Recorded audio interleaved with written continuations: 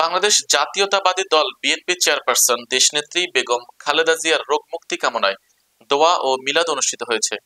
বিস্তারিত থাকছে মোহাম্মদ জসিমউদ্দিনের প্রতিবেদনে। ৩রা ডিসেম্বর বুধবার গলাচিপা উপজেলার ডাকুয়া ইউনিয়নে বিএনপির সকল অঙ্গ সহযোগী সংগঠনের আয়োজনে দোয়া ও মিলাদ অনুষ্ঠিত হয়। এ সময় ডাকুয়া ইউনিয়ন বিএনপির নেতা জালাল গাজী সভাপতিত্বে প্রধান অতিথি হিসেবে উপস্থিত ছিলেন মোহাম্মদ কাশেম শরীফ।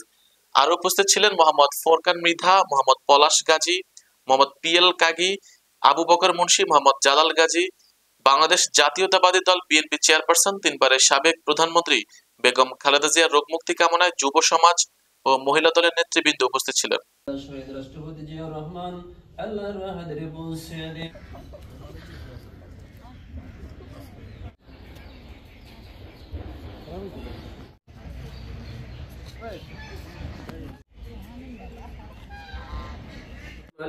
সবকিছু জানেন এবং দেখেন। আল্লাহ মাহবুব দেশনেত্রী আল্লাহ বেগম খালেদা জিয়া তিনি অসুস্থ, আল্লাহ মাহবুব তার রোগ মুক্তির জন্য আল্লাহ মাহবুব সব জায়গায় আজকে দোয়ার ব্যবস্থা করা হয়েছে। আল্লাহ বিভিন্ন জায়গায় দোয়ার ব্যবস্থা করা হয়েছে। আমি মাহবুব আশা করি আল্লাহ আমাদের দোয়াকে কবুল আর মঞ্জুর করে নিন। আল্লাহ তাকে আপনি পূর্ণ শিফায়ে কুল্লি আজলা দান করে দিন। আল্লাহ মাহবুব আল্লাহ তাকে আপনি পূর্ণ শিফায়ে কুল্লি আজলা দান করে দিন।